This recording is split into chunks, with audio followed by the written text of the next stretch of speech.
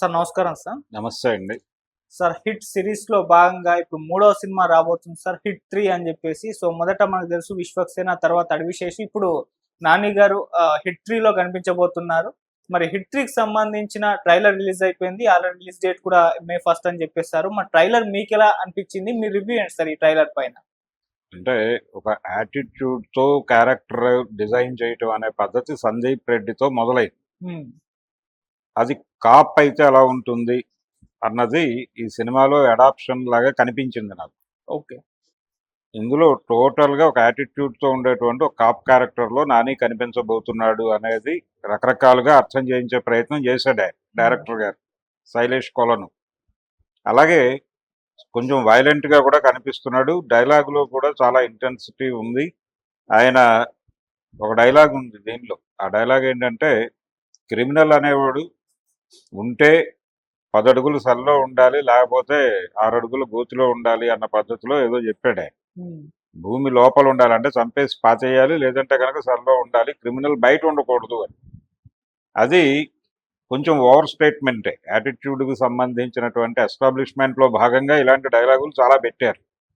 అలాగే ఇప్పటి వరకు వచ్చినటువంటి హిట్ సిరీస్‌లో వచ్చిన 2 సినిమాలు వేరు. అది ఒక రకమైనటువంటి ఒక అపరాధ పరిశోధన పద్ధతిలో నడిచిపోయినటువంటి కథలు. ఒక క్రైమ్ జరుగుతుంది. క్రైమ్ ఇన్వెస్టిగేషన్ మీద వెళ్ళిపోతుంది సినిమా. ఇది అలా ఒక క్రైమ్ నేపథ్యంలో జరిగేది మాత్రమే కాదు. దీని వెనకాల చాలా కథలు నడిచినాయి.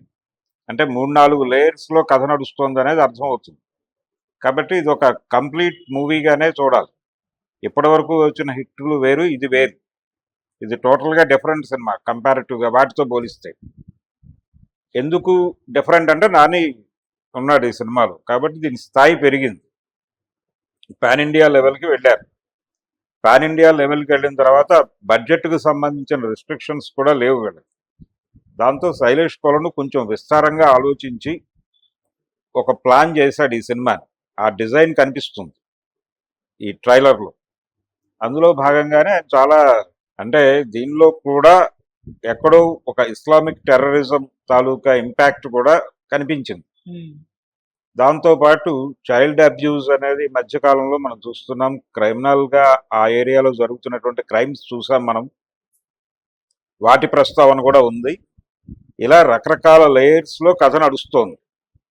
కథ నడుస్తుంది అనేటువంటి ఒక విషయాన్ని ఈ ట్రైలర్ ద్వారా కన్వే చేశాడు డైరెక్టర్ గారు.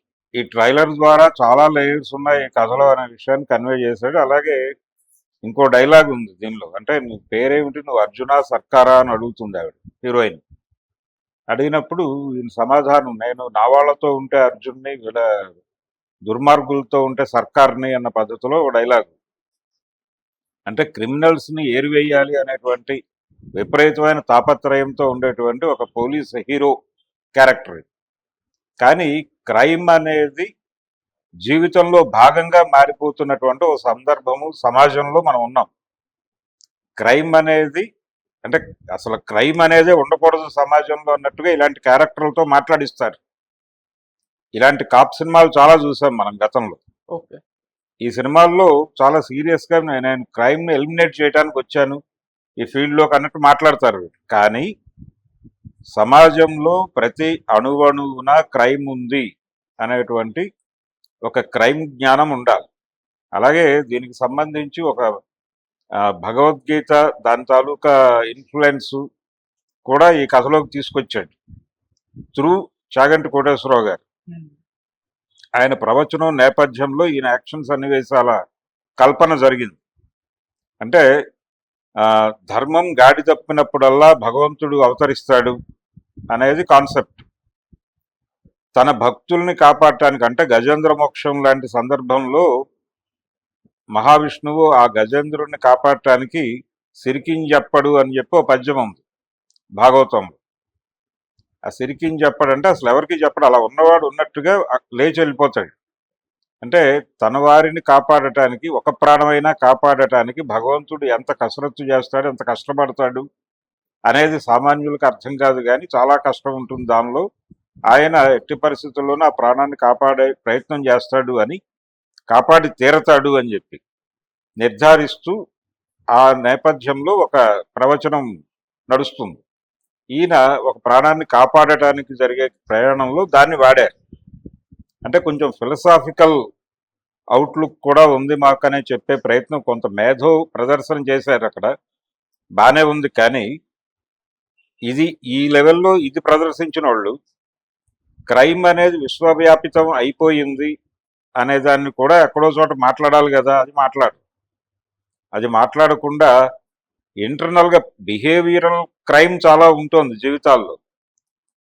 అసలు క్రైమ్ అనేది జీవితంలో ఎన్ని కోణాల్లో నడుస్తోంది, రోజువారీ జీవితంలో మనం ఎన్ని క్రైమ్స్ చేస్తున్నాం, ప్రతి మనిషి అంటే చట్టాలు గుర్తించని నేరాలు ఎన్ని ఉన్నాయి అనేది ఒక కాన్సెప్ట్ తీసుకుని సినిమా చేయొచ్చు. ఓకే. అలా ఒక కొత్త తరహాలో సినిమాని డిజైన్ చేయటం కాకుండా ఇది టోటల్గా ఇప్పటి వరకు వచ్చినటువంటి కాప్ స్టోరీస్ లాగానే కనిపించింది. ఇందులో పెద్ద భిన్నత్వం ఏం లేదు. ఇది నానికి కొత్త క్యారెక్టర్. నాని తన్ని తాను కొత్తగా ప్రొజెక్ట్ చేసుకోవడం కోసం ఈ క్యారెక్టర్లో డిజైన్ చేయించుకుంటున్నాడు ఆయన. అంటే తన్ని తాను పాన్ ఇండియా మార్కెట్లోకి తీసుకెళ్ళాలి అనేది ఆయన ఒక ప్రోగ్రాం పెట్టుకున్నాడు మనసులో. అందులో భాగంగానే దసరా చేశాడు. దసరాకు ఒక ప్రాతిపదిక ఉంది వాళ్ళకి, రంగస్థలం తాలూకా ఇన్ఫ్లుయెన్స్తో నడిచిన సినిమా అది. అలా ఇప్పుడు కొత్త సబ్జెక్టులతో వెళ్తున్నాడు అతను. 2 ప్రధానమైన సబ్జెక్టులు మన ముందున్నాయి. ఒకటి ఇది కాప్ స్టోరీ, రెండోది పారడైజ్ అనే పేరుతో ఒక దళిత కథ గురించి మాట్లాడాడు ఆయన. ఇలా ఈయన ఈ కసరత్తులో భాగంగా చేసిన సినిమా ఇది. అందుకని ఒక ఎమోషనల్ డెడికేటెడ్ క్రైమ్ని ఈ సమాజం నుంచి తుడిచిపెట్టాలనే తపనున్నటువంటి ఒక పోలీస్ పాత్రలో, అంటే దుష్టుణ్ణి శిక్షించటానికి అవసరమైతే చట్టాలను పక్కన పెట్టి కూడా వెళ్ళిపోయేటువంటి క్యారెక్టరైజేషన్ ఉంటుంది దీనిలో. ఇవి కూడా చూసాం మనం గతంలో చాలా సినిమాల్లో. కాబట్టి ఓ పవర్ఫుల్ కాప్ క్యారెక్టర్లో కనిపిస్తాడు. అంతకుమించి కొత్తతనం ఏమీ ఆశించక్కర్లేదు. ఓకే. క్రైమ్స్లో కూడా పెద్ద కొత్తతనం ఉండేటువంటి పరిస్థితి కనబట్టలేదు. అంటే ప్రస్తుతం సమాజంలో మేజర్ క్రైమ్ అంటే ఇస్లామిక్ టెర్రరిజం అనేది, అది కూడా పెట్టారు దీనిలో. అది కూడా అక్కడి నుంచి మొదలుపెట్టి చాలా క్రైమ్స్ ఇన్వాల్వ్ అవుతాయి. 3-4 లేయర్స్లో నడిచే కథలాగా కనిపించింది ట్రైలర్లో. కాబట్టి అయితే ఒక ఎమోషనల్ కాప్ స్టోరీ చూడాలి అనుకున్నటువంటి ఆడియన్స్కి ఇది పూర్తి స్థాయి విందు భోజనం. ఇంతకుముందు హిట్ సినిమాలు ఈ ధోరణి కాదు. వాళ్ళ నేర పరిశోధన మాత్రమే వాళ్ళ లక్ష్యం. కానీ ఇందులో ఈ క్యారెక్టరైజేషన్ మీద నడిచింది. సందీప్ వంగా నుంచి సంక్రమించిన సమస్య ఇది. వైలెన్స్ చాలా బిగ్ స్కేల్లో ఉంటుంది దీనిలో. వైలెన్స్ ఉంటుంది. అలాగే నాని ఇప్పటి వరకు కనిపించిన ధోరణిలో నెక్స్ట్ డోర్ బాయ్గా ఎట్టి పరిస్థితుల్లోనూ ఉండడు ఈ సినిమాలో. ఆయనకు ఒక ఎమోషనల్ ఫ్లాష్ బ్యాక్ కూడా ఉంది అనే విషయం చెప్పారు. అంటే తల్లి ప్రేమ తెలియదు కదా నీకు అని ఒక డైలాగ్ ఉంది. ఆ డైలాగ్ నుంచి ఆయన ఫ్లాష్ బ్యాక్ చెప్పే ప్రయత్నం చేశాడు ట్రైలర్లోని. ఇలా సినిమాలో ఏ ఉండబోతోంది అనేది అయితే ట్రైలర్ ద్వారా చెప్పాడు. థియేటర్కి రావటం రాకపోవడం అనేది మీ ఇష్టం అని చెప్పి ఆడియన్స్కి ఒక ఆప్షన్ ఇచ్చేశాడు. ఇది కూడా ఒక దూకుడు స్టేట్మెంటే. అలా ఒక కొత్త నానిని చూడదలుచుకున్న వాళ్ళు, అలాగే పవర్ఫుల్ కాప్ క్యారెక్టర్లో ఆయన చూడదలుచుకున్న వాళ్ళు థియేటర్కి వెళ్తారు. వెళ్ళిన తర్వాత కంటెంట్ కనెక్ట్ అయితే సినిమా హిట్ అవుతుంది. ఓకే. అయితే హిట్కి కావాల్సినటువంటి, అంటే హిట్ 3కి కావలసినటువంటి ఒక బజ్ని క్రియేట్ చేసే పద్ధతిలో అయితే ట్రైలర్ ఉంది. అంతవరకు చెప్పుకోవచ్చు. ఓకే. అండ్ మీరు ఇంకోటి సార్, సందీప్ రెడ్డి వంగ తరహా హీరో క్యారెక్టర్ ఒక కాప్ రోల్లో కనిపిస్తే ఏ విధంగా ఉంటుందో అదే విధంగా ఈ సినిమా ఉంటుందని చెప్తున్నారు. సో ఇప్పుడు అదే సందీప్ రెడ్డి వంగ గారు తన తరహా క్యారెక్టర్ని ప్రభాస్ గారితో స్పిరిట్ అనే ఒక సినిమా తీస్తున్నారు. మరి ఆ సినిమా స్టోరీ కూడా అందులో కూడా కాప్ రోల్ ప్రభాస్ గారు కాబట్టి ఇలానే ఉండబోతుందా? యాటిట్యూడ్ అనేది ఎవరి పద్ధతిలో వాళ్ళు డిజైన్ చేసుకుంటారు. ధోరణి చెప్పాను నేను. ధోరణి అలా అనిపించింది అంతే తప్ప ఈ సినిమా ఆ సినిమా ఒకటే అవుతుందని కాదు. వీళ్ళ ఏరియా వేరు, వాళ్ళ ఏరియా వేరు. వారి పద్ధతిలో వారు డిజైన్ చేసుకుంటారు. వీరి ధోరణిలో వీరు వెళ్ళారు.